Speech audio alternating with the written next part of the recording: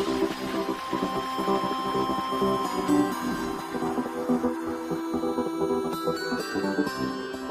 guys, welcome back to another lecture of front end web development. मैं हूं आपका host ऐश और इस वीडियो के अंदर हम लोग करेंगे फॉर्म। तो लास्ट वीडियो के अंदर हम लोगों ने बेसिक्स किए थे कुछ HTML और CSS के, तो आज हम लोग फॉर्म की तरफ बढ़ते हैं। ओके गाइस, तो कई जगह पर वेबसाइट बनाते हुए हमें ज़रूरत होती है डाटा की फ्रॉम द यूज़र। तो हम लोग जब यूज़र से डाटा कलेक्ट करना चाहते हैं तो हम लोग उसको कलेक्ट करते हैं द फॉर्म ऑफ फॉर्म। ठीक है, तो फॉर्म क्या होता है? फॉर एग्जांपल यहाँ पर मैं एक छोटा सा फॉर्म बनाने जा रहा हूँ। ठीक हो गया। हम लोगों ने यहाँ पे एक फॉर्म की टैगलाइन लिखी है। ठीक है, तो हम लोग फॉर्म के आगे लिखते हैं, फॉर्म के आगे हमारे पास नीचे आएगा एक लेबल। ठीक है, तो गाइस लेबल क्या होता है? हमारे पास यहाँ पर दो चीज़ें आती हैं, एक हमारे पास आती है लेबल और दूसरी चीज़ हमारे पास आती है इनपुट। ठीक है, लेबल और इनपुट में क्या फ़र्क है? फॉर एग्ज़ाम्पल आपके पास एक ब्लैंक है जहाँ पर लिखा हुआ है नेम या फर्स्ट नेम, तो जो फर्स्ट नेम जहाँ पर लिखा हुआ होता है वो हमारे पास होता है लेबल। ठीक है, तो मैं यहाँ पर लिखता हूँ फॉर एफ नेम, मैं इसको नाम दे देता हूँ एफ नेम। ठीक है, मीन फर्स्ट नेम, और मैं इनके दरमियान में लिख देता हूँ फर्स्ट नेम। ठीक हो गया। और ठीक है, इनपुट में हमें चाहिए टेक्स्ट चाहिए, और इनपुट के टेक्स्ट के अंदर मैं इसको आईडी प्रोवाइड कर देता हूँ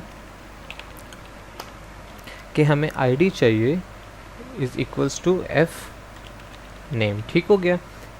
ओके, तो अब हम लोग इसको देखते हैं उधर जाकर, और ये देखें गाइस, हमारे पास यहाँ पर एक लिखा हुआ आ गया है फर्स्ट नेम। ठीक है, जिसको हमने लेबल में लिखा था, और इनपुट के अंदर हमारे पास आ गया है एक ब्लैंक। ठीक है, तो यहाँ पर हम लोग नाम लिख देते हैं। फॉर एग्जांपल मैं लिखता हूँ बिल। ठीक हो गया। यहाँ पे हम लोग कम्प्लीटली लिख देते हैं बिल गेट्स। तो ये हमारे पास हो गया फर्स्ट नेम, हमारे पास आ गई ब्लैंक। अगर हम लोग इसे ज़्यादा भी बनाना चाहते हैं तो हम लोग सेम प्रोसीजर अप्लाई करवा कर 2 या 3 ब्लैंक जितनी आपको चाहिए आप उतनी बना सकते हैं। ठीक हो गया गाइस, तो आगे चलते हैं। आगे हमारे पास कुछ एक और आती है, टाइप होती है ब्लैंक की, जिसको हम लोग यहाँ पर इस्तेमाल करते हैं। उसको हम लोग कहेंगे, बल्कि हम लोग फॉर्म के अंदर ही सारा काम आज करते हैं। इसको हम लोग गाइस कहते हैं रेडियो। ठीक है, रेडियो क्या होता है? अगर आप लोगों ने कभी ब्लैंक फिल की है और ब्लैंक फिल करते हुए आपको जेंडर के अंदर चूज़ करने के लिए कहते हैं कि जेंडर मेल, फीमेल और अदर, तो उसमें एक डॉट आता है मार्क करने के लिए। जब आप टिक करते हैं तो वो डॉट क्लिक हो जाता है और आपको पता चल जाता है कि आपने कौन सी ऑप्शन को सिलेक्ट की है। तो वो चीज़ क्रिएट करने के लिए हम लोग जिस कमांड का इस्तेमाल करते हैं वो हमारे पास आती है रेडियो। ठीक है, जैसे कि मैं यहाँ पर एक बनाने जा रहा हूँ जेंडर के लिए, कि हमें इनपुट चाहिए, टेक्स्ट की जगह हमारे पास यहाँ पर आ जाएगा रेडियो। ठीक हो गया, और मैं यहाँ पर इसको आईडी प्रोवाइड करता हूँ। आईडी हमारे पास आ गई मेल की। ठीक हो गया, और मैं इसको जिस कैटेगरी में रखूँगा वो कैटेगरी मेरे पास होगी जेंडर्स की। ठीक हो गया, और मैं इसको वैल्यू प्रोवाइड करता हूँ कि इसकी वैल्यू है मेल। ठीक हो गया गाइस, तो इसके नीचे मैं एक और लेबल लगा देता हूँ। लेबल हम लोग लगाने लगे हैं फॉर मेल के लिए। ठीक हो गया, और मैं यहाँ पर लिख देता हूँ मेल।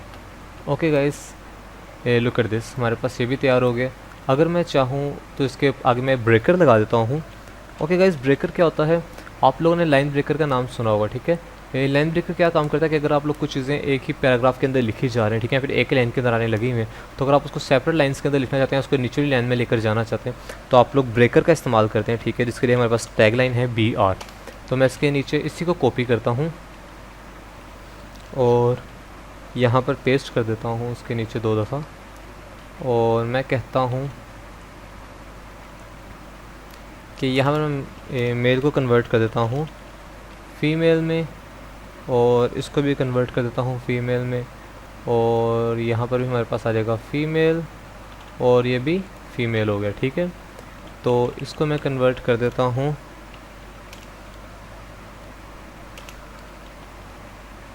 अदर में।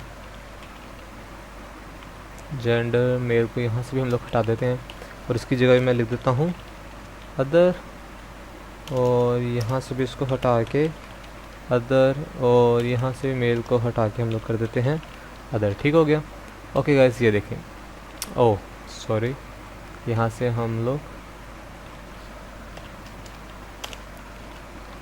ठीक हो गया।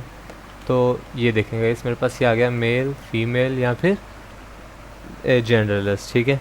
तो हम लोगों ने दो तरह के फॉर्म आज बनाए हैं, ठीक है। एक हमारे पास नॉर्मल फॉर्म जिसके अंदर हम लोग टेक्स्ट कलेक्ट करते हैं, और दूसरा फॉर्म जिसके अंदर हम लोग ऑप्शंस आपको प्रोवाइड करते हैं कि आप इन ऑप्शंस में से किसी एक को सिलेक्ट करें। तो गाइस लास्ट में हमारे पास आता है एक बटन, ठीक है। बटन किस चीज़ का? बटन हमारे पास आता है सबमिशन बटन। अब सबमिशन बटन क्या होता है?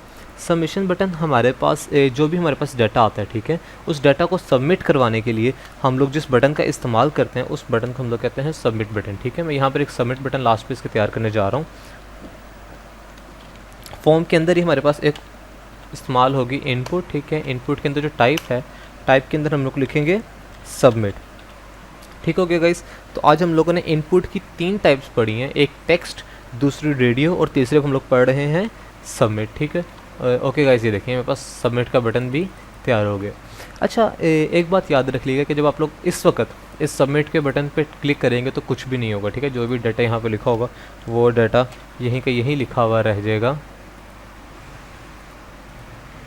और दैट्स इट, ठीक है। नॉर्मली हम लोग यहाँ पर बैकएंड इस्तेमाल करते हैं, ठीक है। हम लोग PHP का इस्तेमाल करते हैं, SQL या फिर हम लोग दूसरी लैंग्वेजेस का इस्तेमाल करते हैं टू स्टोर दी डाटा, ठीक है। तो वो हमारे पास बैकएंड में आता है, वो हम लोग बाद में जाके पढ़ेंगे। अभी क्योंकि हम लोग सिर्फ फ्रंट एंड को डील कर रहे हैं तो फ्रंट एंड के लिए हम लोग सिर्फ इतना ही रखते हैं इसको। ओके गाइस, हम लोग एक और बना लेते हैं, ठीक है, फॉर्म। ये फॉर्म हमारे पास होगा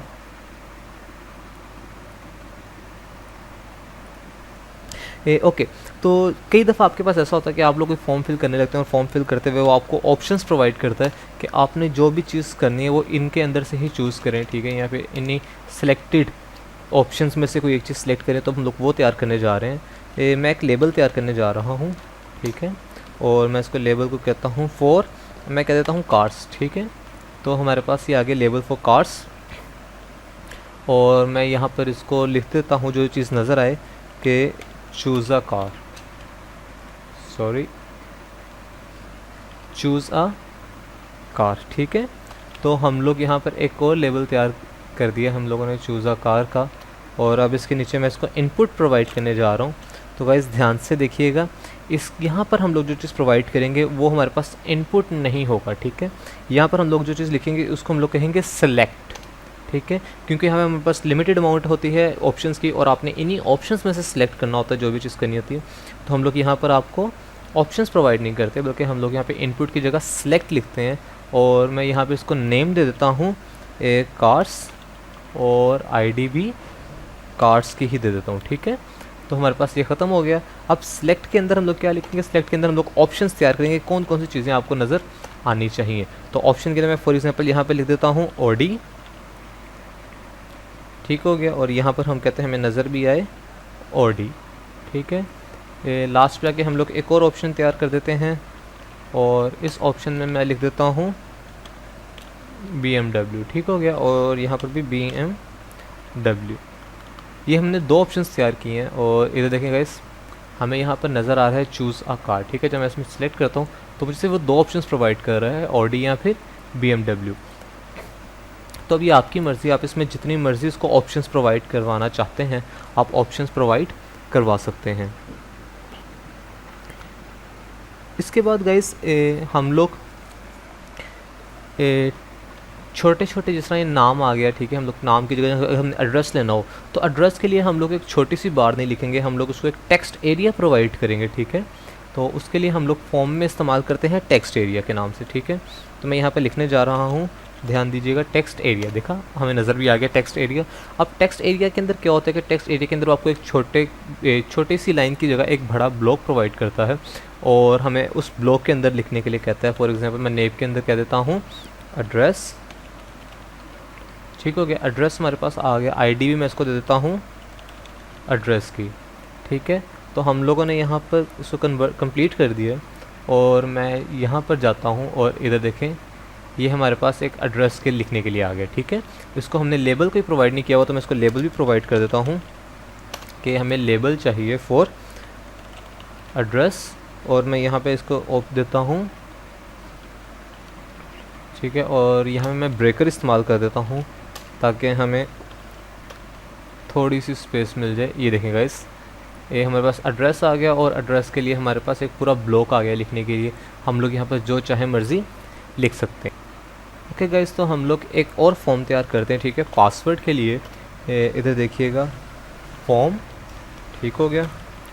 फॉर्म मैं तैयार करने जा रहा हूँ, हमें इसमें कोई एक्शन नहीं लगाना अभी, ठीक है। तो मैं कहता हूँ फॉर्म, और हम लोग इसके अंदर एक लेबल लगाने जा रहे हैं। लेबल मैं कहता हूँ फॉर यूज़र नेम।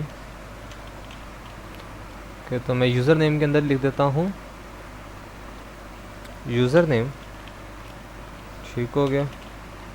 और इसके नीचे हम लोग इनपुट प्रोवाइड कर देते हैं, इसको इनपुट, और हमें टेक्स्ट ही चाहिए, ठीक है। और इसके साथ मैं इसको आईडी दे देता हूँ, किसकी, यूज़र नेम की, ठीक हो गया। अच्छा, इसके नीचे गाइस मैं आपको पासवर्ड के लिए लिखने लगा हूँ, ठीक है। तो हम लोग इसमें लेबल प्रोवाइड करेंगे, इसको लेबल, और फॉर मैं कहता हूँ पासवर्ड, ठीक है। मैं यहाँ पे लिखने जा रहा हूँ पासवर्ड। और हम लोग इधर भी शो क्या करवाना चाहते हैं, हम लोग शो भी करवा देते हैं पासवर्ड, ठीक हो गया। और मैं लेबल के नीचे जाके इनपुट प्रोवाइड करता हूँ, और इनपुट के इस दफ़ा टाइप के अंदर मैं टेक्स्ट नहीं लिखूँगा, बल्कि मैं इसमें लिखूँगा पासवर्ड, ठीक हो गया।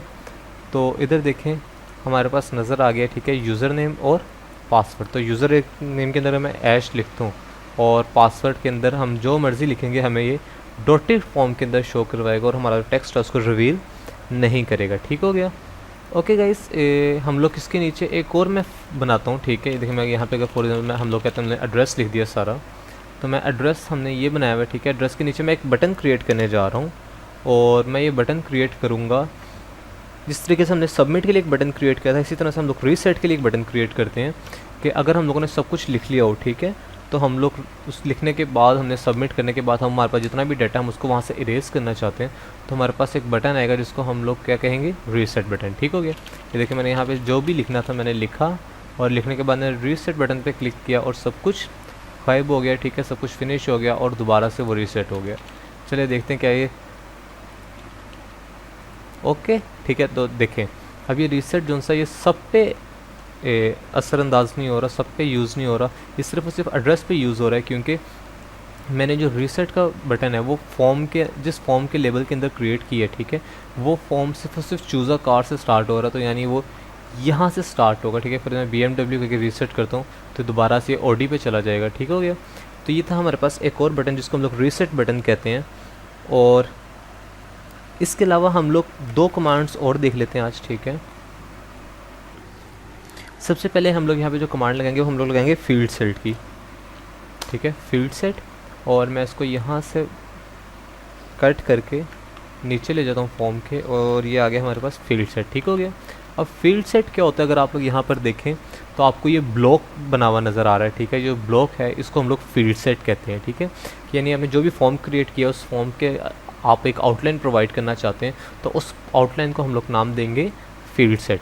अब इधर देखें, अब ये फील्ड सेट किस चीज़ के लिए है, ये फॉर्म किस चीज़ के लिए है, तो उसके लिए हम लोग यहाँ पे जो कैप्शन इस्तेमाल करेंगे, कैप्शन के लिए जो चीज़ हम लोग इस्तेमाल करते हैं उसको हम लोग कहते हैं लेजेंड, ठीक है, LEGEND। अब मैं यहाँ पे लेजेंड के अंदर कैप्शन प्रोवाइड कर देता हूँ, user name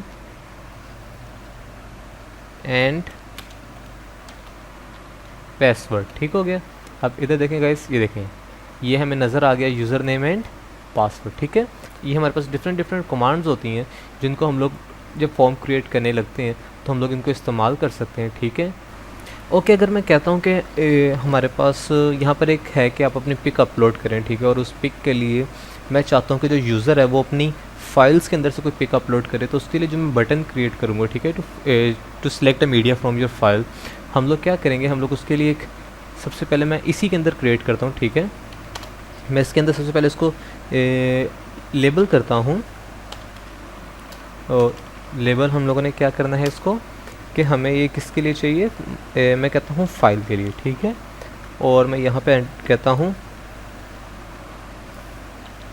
choose a file. Okay guys, तो मैंने ये लेबल प्रोवाइड कर दिया, इसको चूज़ अ फाइल। अब मैं यहाँ पे इनपुट देता हूँ, तो यहाँ से मैं इसको इनपुट में देता हूँ, इनपुट में यहाँ पे टेक्स्ट को हटाकर यहाँ पर मैं लिख देता हूँ फाइल।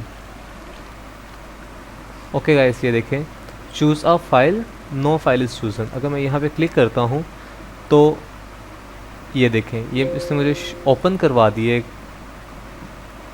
पॉपअप बॉक्स हो गया, ठीक है, कि मैं अपनी फ़ाइल को चूज़ करना चाहूँ तो मैं कौन सी फ़ाइल चूज़ कर सकता हूँ या किस चीज़ को मैं अपलोड करना चाहता हूँ। ठीक हो गया। तो आज के लिए बस इतना ही। तो गाइज़, हमारे इस चैनल पर हम लोग वीडियो रोज़ाना की बेसिस पर अपलोड करते हैं, तो याद रखिएगा कि आप इस चैनल को सब्सक्राइब करें ताकि आपको पता चल सके कि किस वक्त हमने कौन सी वीडियो अपलोड की है। यहाँ पर सिर्फ और सिर्फ फ्रंट एंड वेब डेवलपमेंट के रिलेटेड ही वीडियोस अपलोड नहीं हो रही, बल्कि इसके साथ साथ C++ की भी एक सीरीज़ चलने लगी हुई है, और बहुत ही जल्द हम लोग पाइथन और दूसरी लैंग्वेजेस को भी स्टार्ट करेंगे। ओके गाइस, HTML से रिलेटेड हम लोग सिर्फ इतना ही करेंगे, ठीक है। कल हम लोग एक छोटी सी वेबसाइट स्टार्ट करेंगे, 1 पेज वेबसाइट होगी, हम लोग कल उसको स्टार्ट करेंगे और उसके रिलेटेड हम लोग देखेंगे हम लोग किस किस तरीके से वेबसाइट्स क्रिएट कर सकते हैं, ठीक है। और हम लोग उस वेबसाइट को क्रिएट करने के बाद हम लोग CSS की कुछ कमांड्स देखेंगे कि हम लोग CSS की कौन कौन सी ऐसी कमांड्स हैं जिनको हम लोग अपनी वेबसाइट के ऊपर अप्लाई करवा सकते हैं। उसके अलावा हम लोग जावास्क्रिप्ट स्टार्ट करेंगे, जावास्क्रिप्ट की पूरी सीरीज़ चलेगी, ठीक है। जावास्क्रिप्ट को हम लोग HTML में अप्लाई करवाने से पहले सिर्फ और सिर्फ जावास्क्रिप्ट के बारे में देखेंगे कि जावास्क्रिप्ट किस तरीके से काम करती है और हम लोग किस तरीके से जावास्क्रिप्ट को यूज़ कर सकते हैं। उसके बाद हम लोग जावास्क्रिप्ट को HTML के साथ अप्लाई करवाएंगे अपनी वेबसाइट्स के ऊपर, और हम लोग देखेंगे कि हम लोग किस तरीके से इसको अपनी वेबसाइट्स के अंदर सिर्फ अप्लाई ही नहीं करवाते, बल्कि किस तरीके से ये हमारी वेबसाइट के अंदर एक सोल का पर्पस प्ले करती है, ठीक है। ओके गाइस, इस वीडियो से सिर्फ इतना ही। So if you want to learn for free you can subscribe to our channel, otherwise you can spend your money, stay safe, stay home and have a nice day.